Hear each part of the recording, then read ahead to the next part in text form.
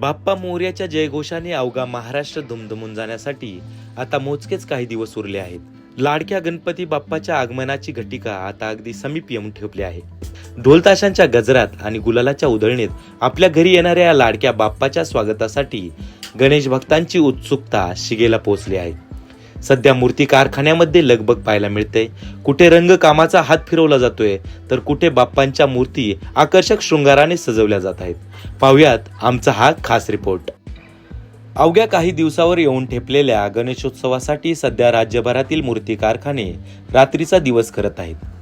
मूर्तिकारांचे हात रात्रंदिवस बाप्पाला अधिक देखणे आणि सुबक रूप देण्यासाठी व्यस्त आहेत. कुठे बाप्पांच्या डोळ्यांमध्ये जिवंतपणा आणणारा नाजूक ब्रश फिरतोय तर कुठे मूर्तीवर पितांबर आणि दागिन्यांची सजावट पूर्ण होत आहे. काही ठिकाणी पारंपरिक शाडूच्या मूर्तींना पसंती दिली जाते तर काही ठिकाणी वेगवेगळ्या अवतारातील बाप्पाच्या सुबक मूर्ती भक्तांचे लक्ष वेधून घेत आहेत. अनेक मंडळाचे आणि घरगुती गणपतीचे बुकिंग अधिक चालू झाले आहे. काही मूर्ती पूर्णपणे तयार होऊन कापडाने झाकून ठेवल्या गेल्या आहेत तर काही लहान मोठ्या मूर्तींची अंतिम पॉलिशिंग सुरू आहे. लोक बुकिंगसाठी मूर्ती कारखान्यामध्ये रोज येताना दिसत आहेत. तुम्ही पाहू शकता बाप्पांच्या अत्यंत सुंदर आणि सुबक मूर्ती आता पूर्णपणे सजून तयार आहेत. भक्तांची उत्सुकता आता ताणली गेली असून अवघ्या काही दिवसानंतर गणपती बाप्पा मोरयाच्या जयघोषात बाप्पाचे घरोघरी आगमन होईल. यंदाचा गणेशोत्सव अधिक धूमधडाक्यात साजरा करण्यासाठी नागरिक आणि सार्वजनिक मंडळे आता तयारी सुरू करताना दिसतील. तर असा हा भक्तीचा, उत्साहाचा आणि आनंदाचा सण आता अवघ्या 30 दिवसावर येऊन ठेपला आहे.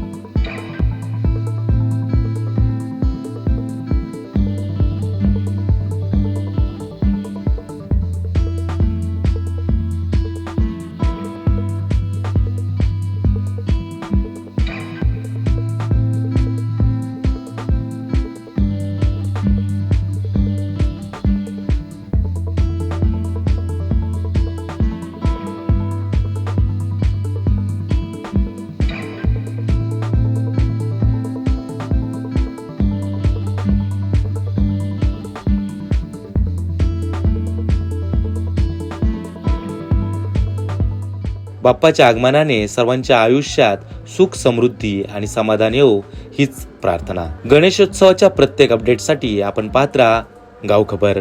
धन्यवाद.